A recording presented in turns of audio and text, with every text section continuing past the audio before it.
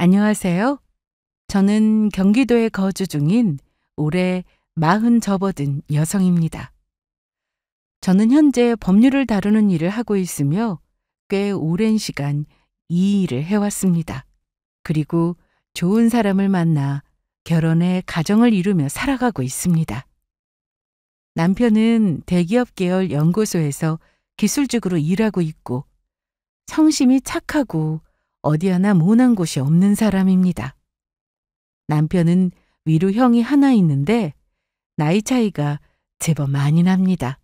그렇다 보니 어린 시절은 큰 형네 손에서 자랐다고 들었습니다. 몸이 많이 약하신 어머님께선 육아에 적극적으로 나서기가 어려웠던 상황이었고 남편이 태어났을 당시 아버님은 교통사고로 일찍 세상을 떠나셨다고 하셨습니다. 그런데 세월이 지난 지금 그 큰 형네는 키워준 걸 구실로 남편의 재산과 금융까지 장기간 손에 쥐고 있는 것이었습니다. 쉽게 말해 저희 남편 돈으로 본인의 투자며 부동산이며 제멋대로 사용하고 일명 돈놀이를 아주 재미나게도 하시며 살았더라고요. 그것도 모르고 여태껏 본인을 키워준 것에 감사한 마음으로 그저 효도하고 베풀며 살았던 남편이었습니다. 남편을 오랜 세월 자식처럼 돌보아주고 키워주신 은혜는 감사하게 생각하지만 그걸 이용해 남편의 돈까지 탐한 것은 용서할 수가 없었습니다. 그래서 저는 남편을 위해 큰형네와 시어머니께 지금까지 빼앗겼던 남편의 모든 것을 되돌려받고 연까지 끊어냈습니다. 오늘은 그 이야기를 들려드리고자 합니다. 저희는 둘 다 늦은 나이에 만나 결혼을 하게 되었습니다. 오랜 시간 각자의 삶을 살아온 만큼 성숙한 관계를 기대하며 시작한 결혼이었습니다. 제 남편은 조용하고 참 착한 사람입니다. 화를 낼 줄도 모르고 어떤 일이든 먼저 나서서 도와주는 성격이죠. 남의 말에 귀 기울일 줄 알고 웬만한 일엔 누구 탓을 하지도 않는 사람입니다. 살면서 이런 사람과 함께라면 정말 마음고생 없이 살 수 있겠다라는 생각이 들었죠. 그런데 결혼을 알게 된 사실은 남편이 경제권을 제대로 갖지 못한 채 살아가고 있다는 점이었습니다. 사실 결혼 전에도 그런 부분이 있다는 이야기를 어느 정도는 듣고 알고 있었던 상황이었지만 결혼을 하고 나면 자연스럽게 정리가 되리라 생각했고 상황도 달라질 거로 생각했었습니다. 그런데 생각보다 상황은 단단히 얽혀 있었고 예상보다 훨씬 깊었습니다. 남편은 어린 시절부터 돌봐온 큰형네 부부가 남편의 모든 경제권을 관리하고 있었습니다. 이해는 했습니다. 나이 차이가 무려 18살이나 나니 형님네가 정말 남편을 키웠다고 해도 할 말이 없었죠. 하지만 이제는 한 가정의 가장이고 안사람인 제가 돈 관리를 해도 충분한데도 여태 큰형네서 관리를 하는 상황이 저는 이해가 가질 않았습니다. 사실 너무 답답했었죠. 그래서 남편에게 조심스레 경제권을 돌려받는 게 어떻겠냐고 말해본 적도 있었습니다. 솔직히 말하면 오랜 세월 그렇게 살아왔다는 걸 알고 있었지만 결혼하고 나서도 여전히 통장을 들여다보지도 못하는 남편의 모습을 보니 너무 딱한 마음이 들었습니다. 그래서 저는 남편과 저녁을 먹으면서 한 번 더 남편에게 경제권에 관한 이야기를 꺼내보았었습니다. 여보, 형님께 말씀드리는 게 그렇게 어려워? 이제는 경제권 우리에게로 돌려받아야지. 언제까지 형님네가 관리하시게 둘 수는 없는 노릇이잖아. 안 그래? 이젠 결혼도 했고 우리가 함께 계획도 세워야 하는데 형님께 계속 의존하는 건 좀... 그게 말처럼 쉽지 않네. 형수님이 나 어릴 때부터 키워준 사람이고 지금까지도 늘 도와줬다 생각하니까 말을 꺼내는 것도 눈치 보이고 뭔가 죄 짓는 느낌이랄까? 사실 나도 어떻게 해야 될지 모르겠어. 말을 꺼내자니 형수님께 죄송하고 또 안 돌려봤자니 당신이 신경 쓰이고 참 어렵네. 그래. 당신 말대로 오랜 시간 키워주시고 돌봐주신 거 너무 감사하게 생각하고 잘 알지. 근데 경제권을 다시 돌려받는 건 당연한 거야, 여보. 당신 돈을 당신이 관리하겠다는 건데 그게 왜 눈치 보인다는 거야? 그리고 오히려 나는 그 경제권을 안 돌려주는 게 더 이상하게 느껴져. 본인들 돈도 아닌데 포기 못 하실 건 또 뭐야? 오히려 나는 결혼하고 나서도 경제권은 형님네가 관리한다고 했을 때 자꾸 안 좋은 생각이 들어. 안 좋은 생각? 솔직히 어렸을 때야 물론 돈에 대한 개념도 없고 어렸으니까 돈 관리를 해주셨다고 쳐도 지금은 이미 나이가 40이 넘었고 어린애도 아니잖아. 그리고 더욱이 혼자인 상태도 아니고. 버젓이 아내가 옆에 있는데도 경제권을 안 넘기려는 건 무슨 이유가 있으니까 그러는 거 아닐까? 누가 봐도 이상해. 요새 뉴스에도 연예인들 부모가 돈 관리해준다고 거짓말하고 자식 돈 빼돌려서 본인들 투자하고 쓸 거 다 쓰고 하는 못된 부모가 얼마나 많은데. 난 혹시나 당신도 이런 일에 해당하는 게 아닐까 싶어 마음이 너무 불안해. 에이, 아니야. 형수님 절대 그런 사람 아니야. 큰형도 그럴 사람 아니고 나를 얼마나 친자식처럼 아껴주셨는데. 정말 본인들 자신만큼이나 나를 더 챙겨주셨어. 그럴 일은 절대 없으니까 너무 걱정하지 마. 진짜 오랜 시간 돈 관리를 해주셨기도 하고 나 위에 모아놓은 재산도 많다고 하시니 계속 본인이 관리하고 유지하고 싶은 생각이 크신 것 같아. 나야 그렇게 내 돈 모아주신 거 보면 감사한 마음이 크지. 근데 이제 와서 뭔가 입 싹 닫고 다시 돌려받으려니 그게 죄송해서 그렇지. 여보, 돈 앞에서는 그 누구도 나쁜 마음 먹을 수 있어. 어떻게 변할지 모른다고. 그리고 당신 돈이 어떻게 모이고 사용되고 하는지 제대로 본 적 있어? 그냥 무작정 본인만 믿으라고 하시고 안 알려주셨다며. 그게 어디 봐서 신뢰될 만한 행동이냐고. 당신이야 당연히 오랜 세월 봐왔으니 믿음이 크겠지만 제3자인 내가 당신 이야기를 들어봤을 땐 의심 가는 부분이 한두 군데가 아니야. 그리고 이제는 결혼도 했고. 내 남편이 이런 상황에 놓여 있는 걸 가만히 두고 보고 있는 아내가 어디 있겠느냐고. 당신이 말 못하겠으면 나라도 이야기해야 할 것 같아. 평생 형네 부부랑 의논하며 살 거 아니잖아. 그러니까 내가 형님네 말씀드리는 거 당신도 반대하지 마. 저는 형님께 말씀드리기 어려워하는 남편을 대신해 제가 나서보기로 했습니다.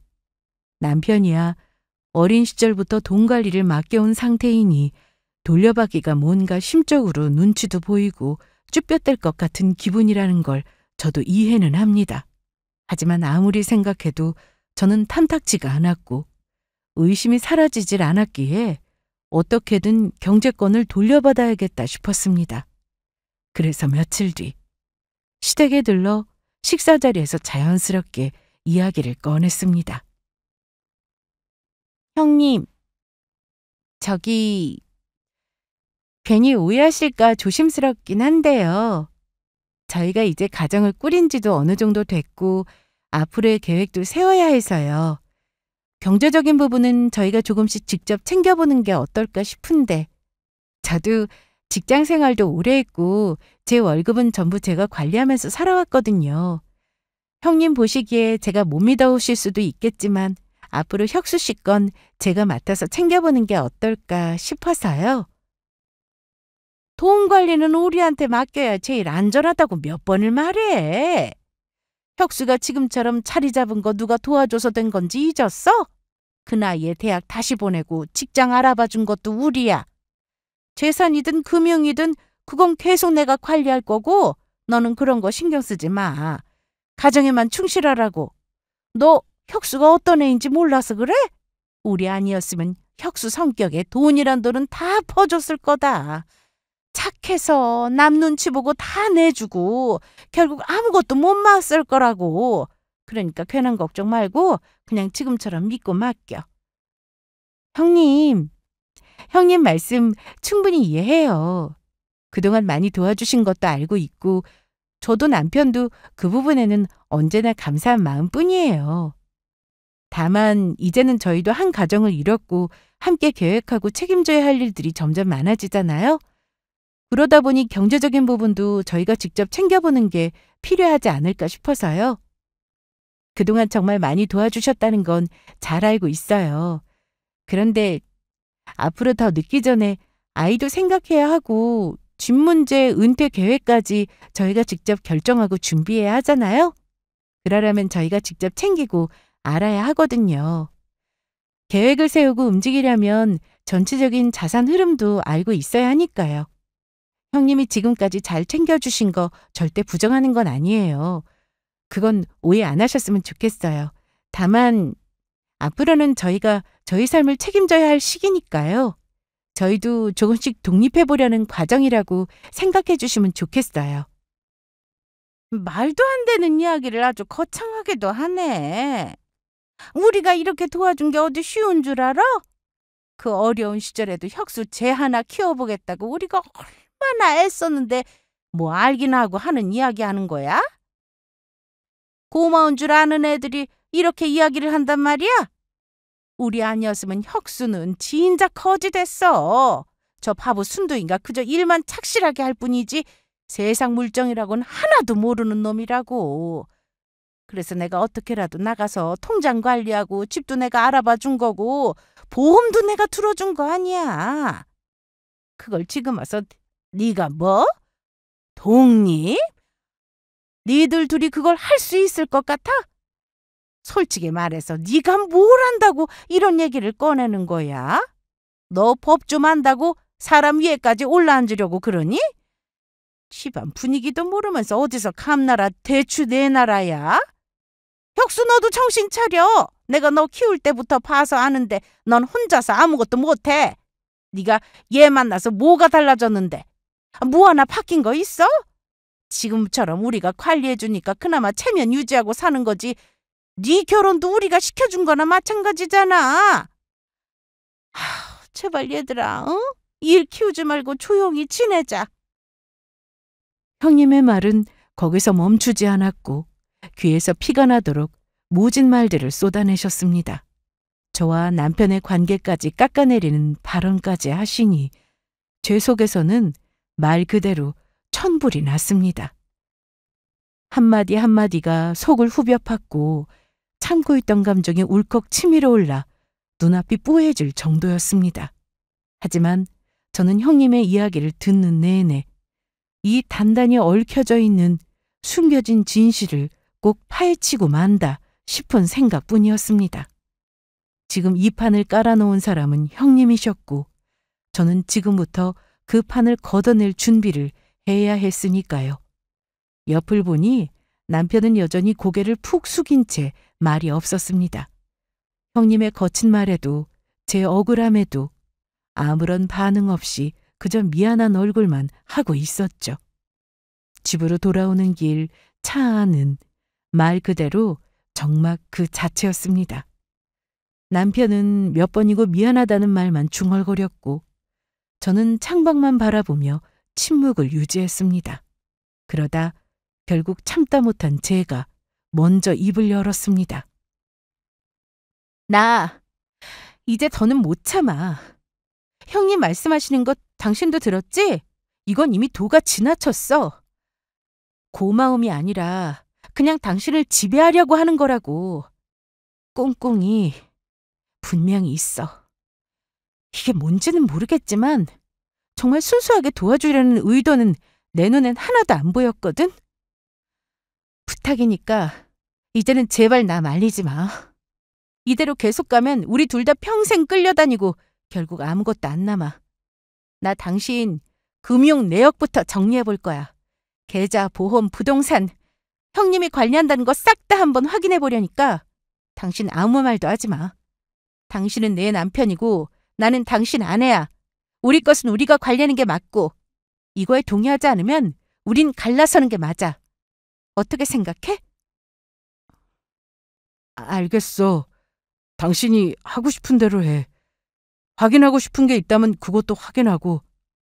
나도 형수랑 결혼한 게 아니고 당신이랑 결혼한 거니까 당신 뜻에 따를게. 저는 마지막으로 단호하게 남편에게 이야기하였고 남편도 제 말에 어쩔 수 없이 동의했습니다. 아니, 할 수밖에 없는 상황이었죠. 저는 반드시 확인해야만 남편 돈의 행방을 찾을 수 있을 것 같았고 아무리 형님네에서 오랜 시간 키워주신 것이 고마운 마음이 클지라도 아닌 건 아니니 바로잡을 건 바로잡아야 했습니다. 그리고 더욱이 그게 저의 남편이 일이니 제가 가만히 있을 수가 없었죠. 그래서 저는 본격적으로 형님이 숨기는 남편의 재산과 내역을 하나하나씩 추적해 보기로 했습니다. 남편의 말처럼 단순히 형님이 관리해주고 있다라고 보기에는 석연찮은 점이 너무나도 많았습니다. 저는 남편에게 협조를 구했고 자신의 인감증명서, 공동인증서, 각종 금융서류를 내주었습니다. 법률 지식이 있는 저로선 그 정도만으로도 자산 흐름을 파악하는 건 그다지 어렵지 않았습니다. 필요한 경우 공공기관과 금융기관에도 정식 절차를 통해 자료를 요청했고 때론 간접적인 세금 고지서나 통신 자료까지 참고하면서 살펴보았습니다. 추적하면서 가장 먼저 확인된 건 제 예상에 적중한 내용이었습니다. 남편 명의의 자산이 조용히 다른 사람의 이름으로 넘어가고 있다는 사실이었죠. 몇 년 전 남편 이름으로 샀던 아파트가 지금은 아주버님 명의로 등록돼 있었습니다. 등기부만 보면 정상적인 매매처럼 보였지만 자세히 들여다보니 매수대금은 전부 남편 계좌에서 출금된 내역이었습니다. 서류상으로는 아무런 문제가 없어 보였지만 실상은 남편의 돈으로 산 집을 아주버님 이름으로 돌려놓은 것이었습니다. 명의 이전 당시 남편은 그 사실조차도 몰랐고요. 이제 겨우 하나 발견했는데 앞으로 어떤 숨겨진 일들이 더 나올까 너무 화가 났습니다. 또한 남편 계좌에서는 매달 고정적으로 큰 금액이 빠져나가고 있었습니다. 이체 대상은 일정했고 그중 대부분이 형님과 아주버님의 개인 계좌 그리고 아주버님이 운영하는 사업체로 흘러들어가고 있었습니다. 금액이 너무 크고 규칙적이어서 생활비라기엔 말이 안 되는 얘기였고 장기간 이어져 온 사실에 입을 다물 수가 없었습니다. 그중 눈에 띄는 건 남편 계좌에서 형님 명의의 어떤 투자회사로 꾸준히 송금된 자금이었습니다. 처음 보는 상호가 남편 계좌 이체 내역에서 반복적으로 찍혀 있어 법인 등기부를 확인해 보니 그 회사의 대표는 다름 아닌 형님이었습니다.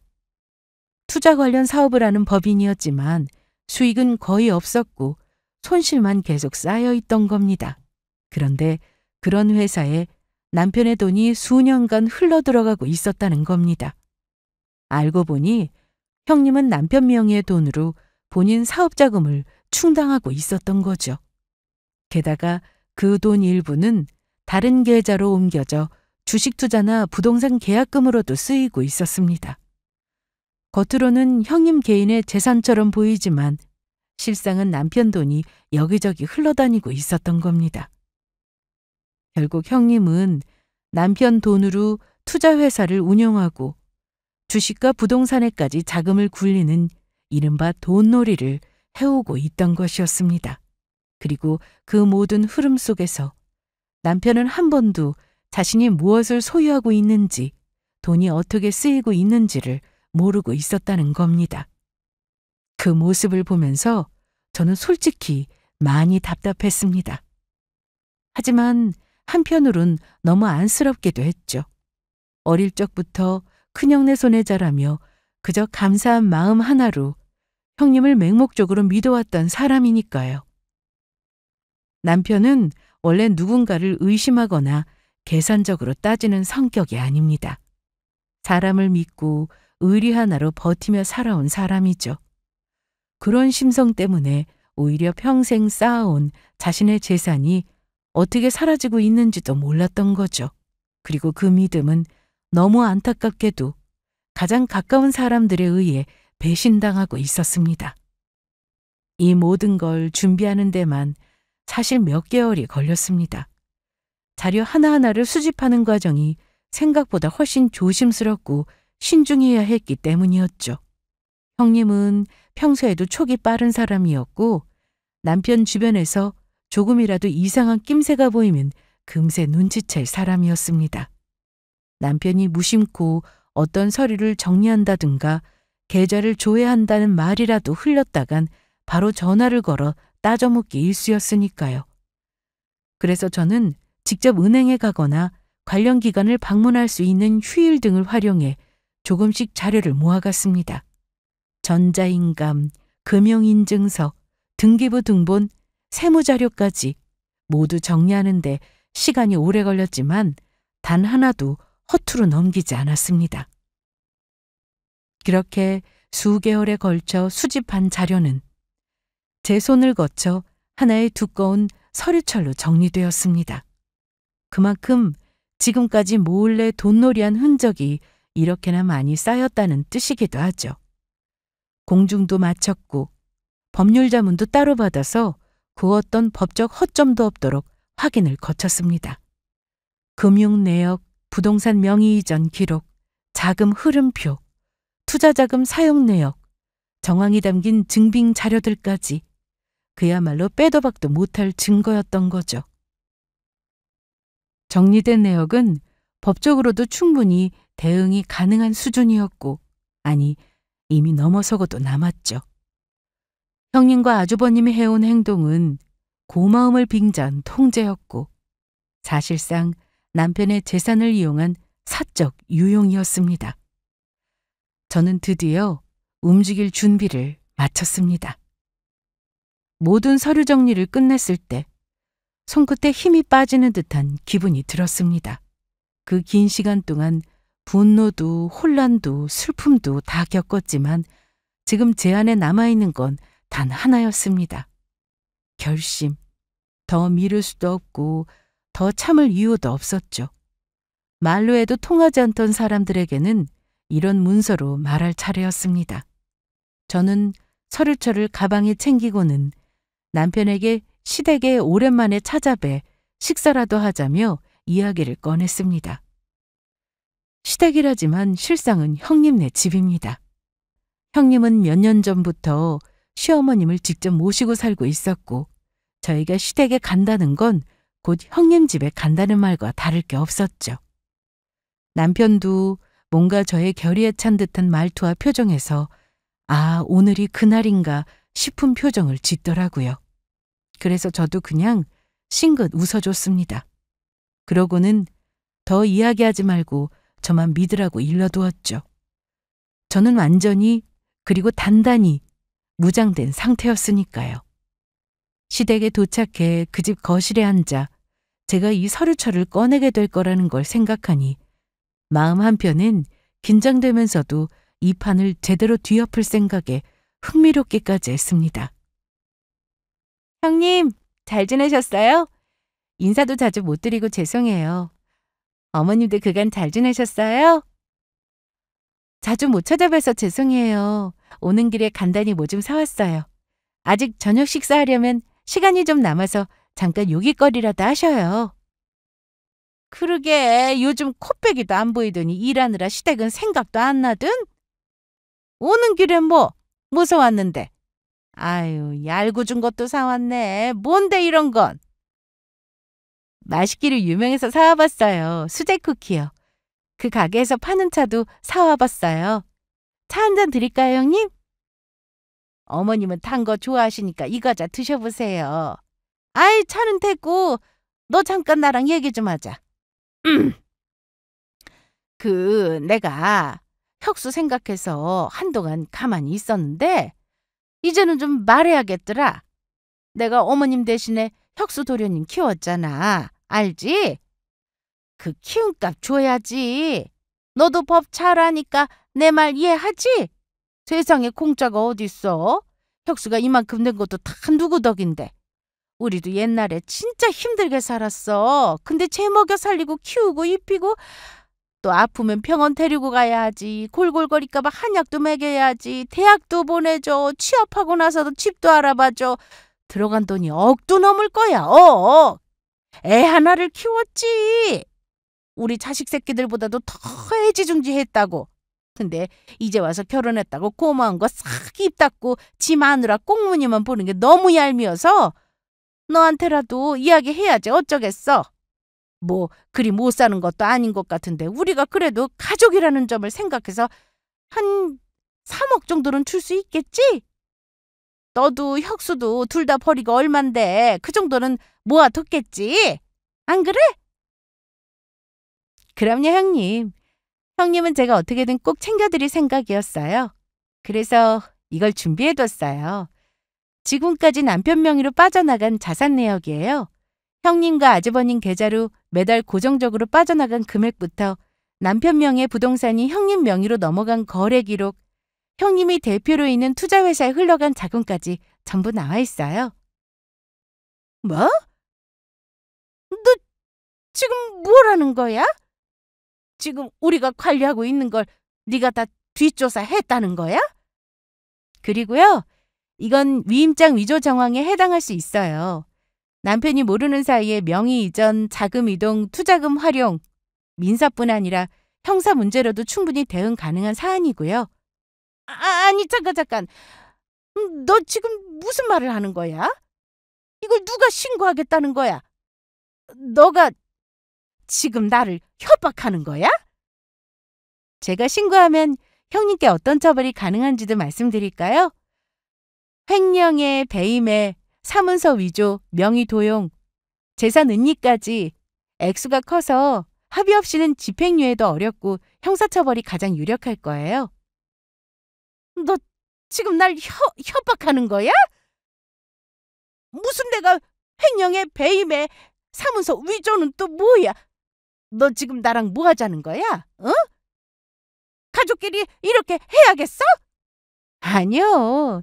형님이 먼저 값을 말씀하셨잖아요. 저는 그에 걸맞는 정산 방법을 준비한 것뿐이에요. 협박할 생각이었으면 진즉에 그냥 경찰서에 신고하고 말았을 거예요. 형님한테 먼저 보여드린 이유는 혹시라도 진심으로 반성하고 정리할 생각이 있으시다면 그 기회를 드리고 싶었기 때문이고요. 참고로 이 서류들 경찰서에 제출해서 정식으로 수사 요청하면요. 형님께 적용될 수 있는 혐의는 크면 5년 이상의 징역형도 가능하고요.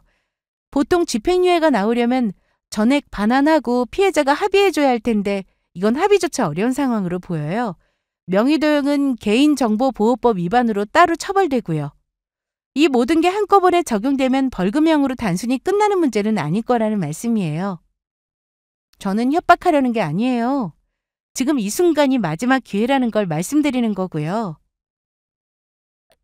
이건 그러니까 이건 다 네 아주버님이랑 상의해서 한 거고 난 몰라. 나한테 묻지 마. 나 진짜 몰라. 이 일도 큰형이 다 시작하고 이야기했던 거고 나는 그거 옆에서 지켜보고 있었을 뿐이야. 아니, 잘 관리되고 있나 확인하고 있었. 그러니까 아무튼 나는 이 일과는 관련 없는 일이야. 형님, 이 모든 서류엔 형님 명의가 분명히 들어가 있어요. 제가 허투루 가져왔을 거면 이렇게 정리해서 형님께 내밀지도 않았을 거고요. 형님, 저도 사람이에요.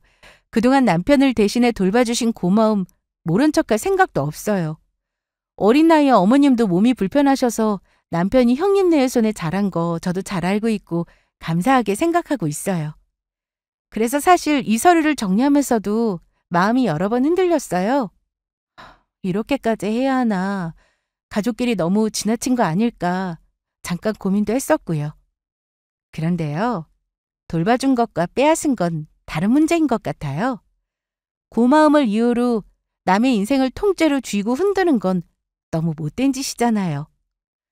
저는 이 일로 형사처벌까지 가게 하고 싶진 않아요. 남편이 아직도 형님께 마음의 빚이 있다고 생각하고 있는 걸 아니까요. 그런 남편을 생각해서라도 법정까지 끌고 가지 않겠다는 게 제 마지막 배려라고 생각해요. 하지만 그 대신에 이 서류에 있는 내용만큼은 정확하게 하나도 빠짐없이 돌려주셔야만 해요. 남편 명의로 정리된 자산 전부 되돌려주세요. 계좌로 빠져나간 금액, 명의만 바뀐 부동산, 투자금 명목으로 흘러간 돈들까지 다 돌려주시고 다시는 이런 일 없을 거라는 약속만 받으면 저는 오늘 이 자리에 있었던 일 전부 없던 일로 하겠습니다. 난 몰라. 진짜 나 그런 거 모른다고. 그걸 다 돌려달라고? 지금 그걸 없던 일로 해주겠다고? 지금 그게 말이 된다고 생각해? 그걸 내가 어떻게 다 돌려줘? 지금 있는 돈도 칸당한당한데 그걸 다 내놓으라니. 가족끼리 이러는 거 아니야? 너 가족을 어떻게 경찰에 신고한다는 생각을 가지고 있는 거야? 어떻게 이렇게까지 할 수가 있어? 그깟 돈 좀 썼다고 다 돌려달라고? 그럼 나는 뭐로 살아? 이 나이에 가진 거 다 뺏기고 난 뭐 어쩌라고? 그 돈 다 내 인생이야. 나도 내 식구 챙기고 살려고 했던 거라고. 이 집안 며느리랍시고 들어와선 다 박살내려고 작정했니? 아니야. 난 진짜 모르는 일이야. 나한테 더 이야기하지 마. 난 모르는 일이고 난 감당 못해. 형님은 아무 말도 없이 자리에서 벌떡 일어나더니 신발도 제대로 신지 않은 채 허둥지둥 현관문을 열고 나갔습니다. 양말도 한 짝만 신은 채 뒤도 돌아보지 않고 버선발로 집을 뛰쳐나가셨죠. 누가 봐도 완전히 무너져 내린 사람의 뒷모습이었습니다. 그토록 오만하고 당당하던 모습은 온데간데 없었고 지금 형님의 뒷모습은 세상에서 가장 초라해 보였습니다. 저는 아무 말 없이 테이블 위에 올려진 서류철을 주섬주섬 챙기기 시작했고 어느 정도 마음을 정리하고 가방을 닫으려던 그때 조용히 앉아 계시던 어머님께서 저를 불렀습니다. 얘야, 네 말이 다 맞는 거 나도 안다. 애미가 지나쳤다는 것도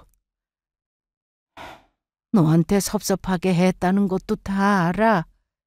근데 그래도 가족인데 꼭 이렇게까지 해야 했을까? 네가 이렇게 나오면 우리 집안 진짜 끝장나는 거다. 애미가 좀 과했던 것도 맞고 네 입장에선 억울했겠지. 근데 그렇다고 해서 이렇게 서류까지 만들어서 들이밀고 법으로 하겠다고 하면 가족끼리 너무한다 싶지 않겠냐? 애미도 그동안 얼마나 힘들게 살았는데 혁수 키우면서 뒷바라지하고 본인 일도 제쳐두고 책임진 애야. 그런 사람한테 지금 다 돌려내라고 하면 그건 너무 가혹하잖니. 너무 따지기 시작하면 그건 더 이상 가족이 아니야. 그리고 네가 너무 몰아붙이고 있는 것도 사실이고 애미가 집을 뛰쳐나간 것도 네가 너무 무섭게 나오니까 그런 거지. 쟤도 지가 고생한 만큼은 보상받고 싶지 않겠니? 생판 모르는 집에 시집와서 고생만 했으니 이건 네가 좀 이해해 줘라. 네가 앞으로 우리보다 살 날이 더 많은데 그때 여유롭게 지내면 되지. 뭘 그렇게 다 돌려내라 그러는 거냐. 너가 좀 참았으면 좋겠구나. 어머님, 저 정말 오랜 시간 참았습니다. 그동안 어머님 눈치 보면서 형님 기분 맞추느라 조용히 있었어요. 저도 가족이니까 처음부터 이렇게 하려던 생각은 당연히 없었고요. 그래서 그저 기다렸어요. 근데 어머님, 형님이 혁수 씨 키워주신 거랑 인생을 뒤에서 조종한 건 전혀 다른 거예요. 고맙다고 해서 그 사람의 재산을 넘겨받을 권리까지 생기는 건 아니잖아요. 남편이 고마운 마음 하나로 다 참고 있었지만 저는 지켜만 볼 수 없어요. 저는 혁수 씨 아내 되는 사람이고 저도 가족이에요. 형님은 제가 그렇게 증거 자료를 내밀어도 내가 한 게 아니다, 나는 몰랐다고 도망가 버리시고 어머님은 저한테 참으라고만 말씀하시고 그럼 도대체 저희 부부는 얼마큼 더 포기하고 살아야 되는 거예요? 죄송하지만 더는 못 참겠어요. 이건 결코 매정한 게 아니라 너무 늦지 않게 바로잡는 거예요. 남편을 위해서라도 저는 지금 이 선택을 꼭 해야만 했다고요. 더 이상 참으라는 말씀은 듣지 않겠습니다. 오늘은 이만 일어나 볼게요. 저는 더는 대답하지 않고 조용히 일어나 집으로 돌아갈 준비를 했습니다.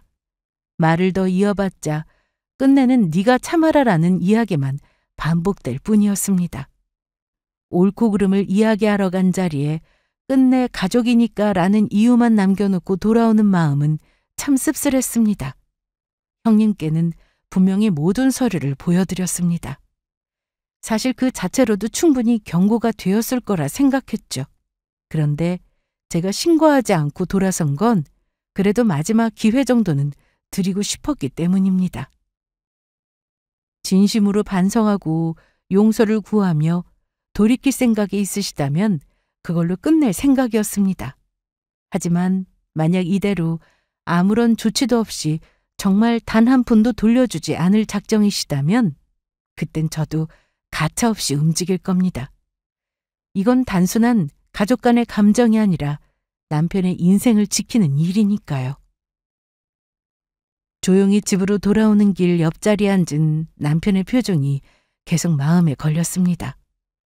무표정한 얼굴에 아무 말 없이 고개만 숙이고 있는 모습이 왠지 모르게 더 아프게 다가왔습니다.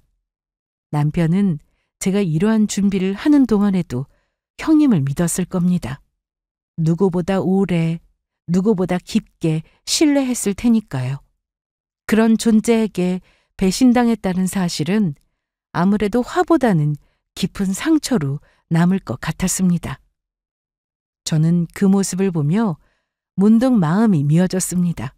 늘 착하고 물러서고 참기만 했던 사람인지라 그 마음 깊은 곳에 어떤 충격이 남았을지 그저 옆에서 바라보는 저로서는 감히 짐작조차 할 수 없었죠.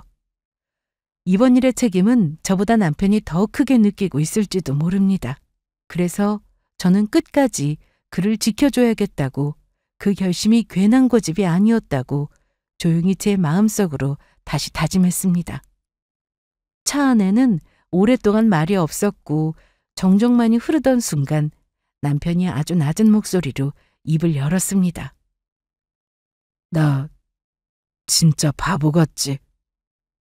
지금까지 형수 말이라면 다 옳은 줄만 알고 살아왔는데 그 사람이 나 키워준 것도 뒷바라지한 것도 다 맞는 말이니까 그냥 고마운 마음 하나로 다 맡기고 살아왔던 건데 그게 오히려 내가 너무 쉽게 책임을 내려놓은 거였던 것 같아. 그래서 당신한테 이런 일까지 하게 만든 거고. 여보, 당신이 바보인 게 아니야. 고마운 사람에게 그저 믿고 싶었던 것 뿐이었을 거야. 그런데 그 믿음을 함부로 이용한 사람이 잘못된 거라고. 나는 당신이 약해서 이런 일이 생긴 거라고 생각 안 해. 당신이 착하고 그저 마음씨가 따뜻해서 그런 거지. 그런 당신을 지키는 게 내가 할 일이라고 생각했어. 그래도 내가 더 빨리 알았어야 했는데. 당신이 혼자 그렇게 고생하게 두지 말았어야 했는데. 지금 생각하니까 내가 너무 무심했어. 미안해. 정말 미안해. 나도 이 상황만큼은 오지 않았으면 했는데 막상 닥치고 보니 마음이 참 무겁네. 나 때문에 자기도 마음고생했을 거 생각하니 너무 미안하고. 아니야, 미안해하지 마. 이제부터 같이 하면 돼. 이제 새롭게 시작하면 되는 거야. 당신한테 더 이상 책임이라는 이름으로 무거운 짐 지우게 안 할 거야. 우리 둘이 함께 진짜 우리만의 가정을 만들어가는 거라고. 이제는 아무도 간섭할 일 없도록 잘 해결될 거야. 너무 마음 쓰지 마. 저는 내내 미안해하는 남편을 위로하고 다독였습니다. 그리고 며칠 뒤 형님에게서 연락이 왔습니다. 처음엔 받지 말까 고민도 했지만 일단 전화는 받았습니다. 형님은 다급한 목소리로 그날 서류를 정말 경찰에 제출할 거냐고 물으셨습니다. 가족끼리 그러는 거 아니지 않냐며. 자신도 잘못한 건 알지만 한 번만 눈 감아달라고, 다시는 이런 일 없을 거라고 연신 말하며 사정을 늘어놓았죠. 저는 더는 그럴 수 없다고 말씀드렸고, 가족이라는 핑계로 이 일을 그냥 넘기기엔 이미 선을 넘은 일이었고, 그동안 참아온 시간들이 더는 감정적으로 해결될 수 없는 지점까지 와 있는 상태라며 재차 말씀드렸습니다. 형사처벌이 현실이 될 수 있다는 걸 체감하신 형님은 결국 태도를 바꾸신 듯 보였습니다. 본인이 어떻게 하면 되는지, 뭘 돌려주면 되냐고 자기가 할 수 있는 걸 말해달라고 묻더군요. 저는 하나하나 모두 설명해드렸습니다. 첫 번째로 남편 명의로 빠져나간 자금부터 부동산 명의의 변경 내역, 투자금으로 유용된 계좌 흐름까지 전부 원상복구하는 것을 말씀드렸고, 남편 명의로 되어 있어야 할 부동산도 모두 돌려놓을 것, 남편 계좌에서 빠져나간 금액은 서류상 금액 그대로 반환할 것, 형님 개인 명의로 투자되었던 금액 역시 자발적으로 정리하시고 남편 앞으로 기록을 남길 것을 말이죠. 그 어떤 조건도 없었습니다. 그저 단 하나, 정확히 돌려주는 것만 말씀드렸습니다. 형님은 결국 제 말대로 대부분 재산을 정리하기 시작했습니다. 그동안 남편 명의로 옮겨가야 할 부동산들을 다시 되돌리는 절차에 들어갔고, 금융계좌 내역에 따라 빠져나간 금액 중 일부도 현금으로 돌려주었죠. 하지만 아무리 정리해도 남편이 실제로 잃은 재산 전체를 온전히 돌려받기는 어려워 보였습니다. 남편의 오랜 시간 동안 쌓아온 월급과 투자금이 형님 개인의 생활비와 투자 실패로 상당 부분은 이미 사라진 상태였으니까요. 정확한 계산서를 들이대고 하나하나 짚었음에도 돌려받아야 할 금액 중 상당 부분은 여전히 채워지지 않고 있었습니다. 결국 형님은 저에게 다시 연락을 주셨습니다. 지금 상황에서 자산을 다 정리하고도 여전히 부족한 금액이 있으시다며 그건 좀 봐줄 수 없느냐고 말이죠. 제가 바라는 금액이 결코 적은 돈이 아니라며 그걸 다 채우는 건 본인 입장에선 이제 불가능에 가깝다는 것입니다. 하지만 저는 끝까지 단호하게 말씀드렸습니다.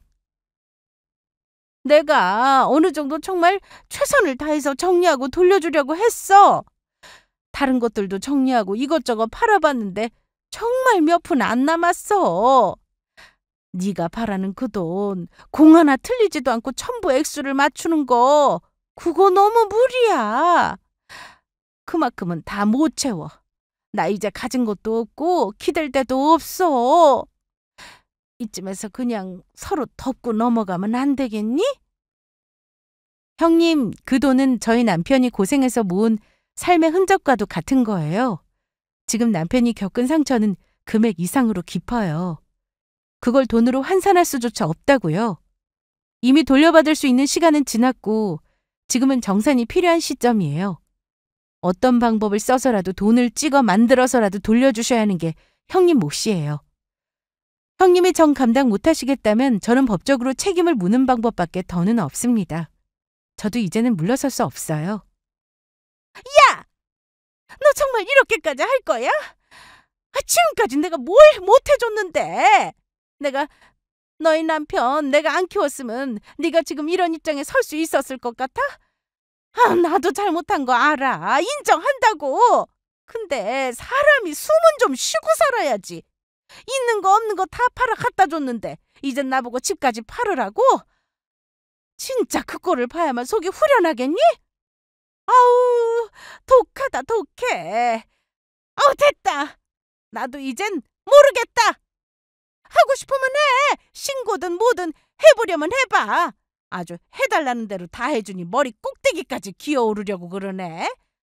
이젠 너 혼자 잘났으니까 그렇게 해. 백제! 백제! 형님, 저는 정말 한다면 해요. 이건 협상이 아니라 정리의 문제니까요. 형님이 그렇게 나오시면 저도 제 선에서 최선을 다하겠습니다. 형님은 한숨을 몰아쉬며 짜증 섞인 말투로 말씀하셨습니다. 그럼 결국 집을 팔아야 한다는 이야기냐고, 그렇게까지 하라는 거냐며 화가 잔뜩 섞인 목소리로 오히려 저에게 점점 따지듯 말씀하셨죠. 사실 거기까지는 정말 관여하고 싶지 않았습니다. 저는 받아야 할 것들을 마땅히 받는 것이 목적이었지 그 상황까지 신경 쓰고 싶지는 않았거든요. 어떻게 하든 어떤 방법으로든 남편의 돈을 온전히 돌려주는 것만이 형님의 몫이라고만 말씀드렸죠.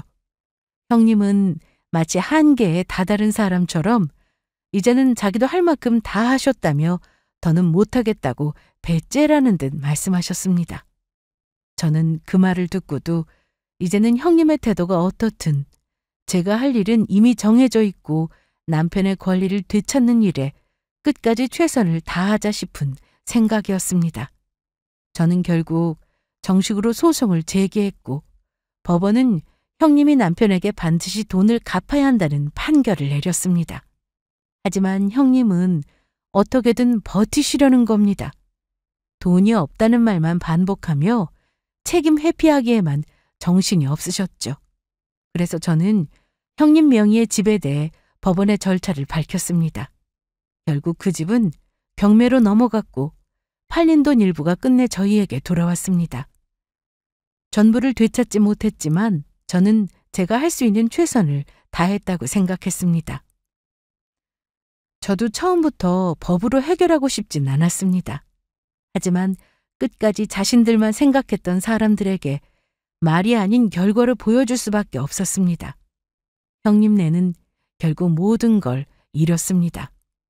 집은 경매로 넘어갔고 아주버님의 사업도 자금줄이 끊기며 문을 닫게 되었죠.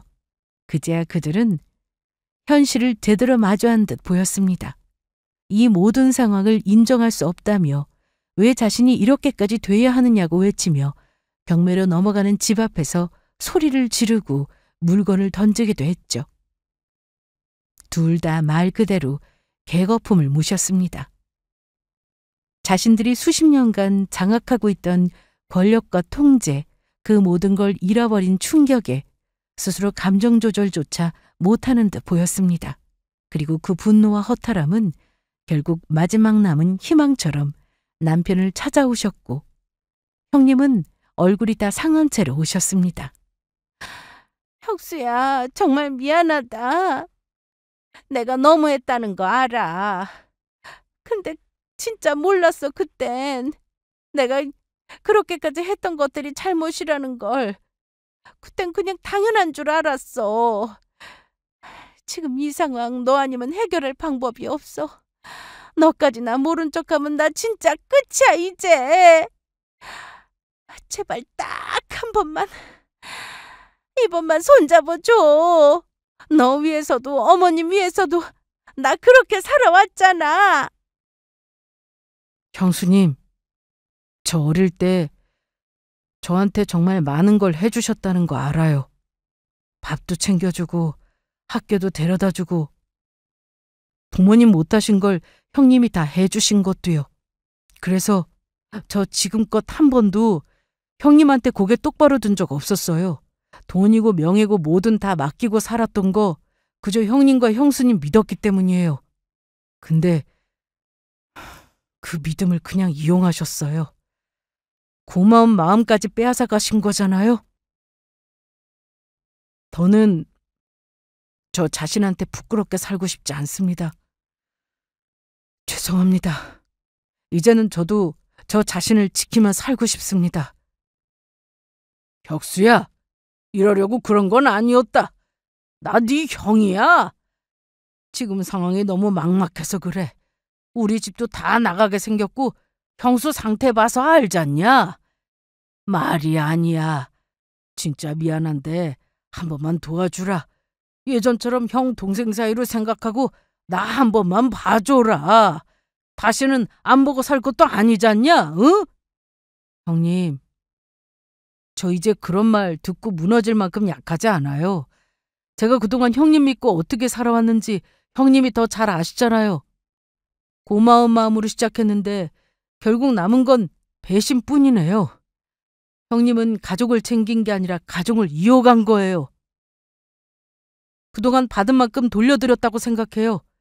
앞으로는 더는 아무것도 줄 수 없습니다. 그리고 이제는 안 보고 사는 게 서로에게 좋을 것 같습니다. 더 이상 연락드릴 일도 없고요. 남편의 이야기에 형님과 아주버님의 얼굴은 완전히 굳어버리셨고 남편은 아무 말 없이 자리에서 일어났습니다. 그들은 가진 것의 대부분을 잃었고 이제야 그들 스스로도 자신이 했던 일이 어떤 결과를 불러왔는지 실감하고 있었습니다. 이제는 관계를 지키기 위한 대화가 아니라 관계를 끝내기 위한 마지막 대화를 주고받았었죠. 당장에 집을 내쫓긴 저들을 보고 저희는 잠시 고민했습니다. 왜냐하면 어머님께서 형님네와 함께 살고 계셨기 때문에 어머님마저 나앉게 되는 것은 도저히 못할 짓이라고 생각했기 때문입니다. 결국 저희는 법의 절차는 그대로 두되 그와는 별개로 작은 전셋집 하나를 따로 구해드렸습니다. 절대 형님을 위한 것은 아니었습니다. 어머니께서 머물 곳이 있어야 했고 연세도 있으신 상태에서 갈 곳 없이 계시는 모습을 그저 지켜만 보고 있기에는 너무 도리가 아닌 듯 싶었습니다. 저희가 손을 내민 건 용서가 아닌 그저 책임에 대한 결산, 딱 그 정도였고 어머니께 드리는 마지막 예우라 생각했습니다. 정말 모르는 남이었음 이 정도로 절대 끝내진 않았을 겁니다. 참교육 제대로 시켜드리고 형사처벌이든 받을 수 있는 벌이란 벌은 다 받게 했을 겁니다. 하지만 저는 생판 남이었을지 모르는 사람들이지만 남편에겐 아니었으니까요. 이미 이 일로 상처받고 있는 남편 때문에라도 그것만은 참고 싶었습니다. 가지고 있는 모든 걸 돌려받은 거로 그쯤에서 마무리하기로 했죠. 모든 일이 끝나고 남편은 한동안 많은 생각에 잠겨 있는 듯 보였습니다. 죄책감, 미련, 후회. 수십 년 동안 가족이라는 이름 아래 안고 살았던 무게들이 그에게서 서서히 떨어져 나가고 있었죠.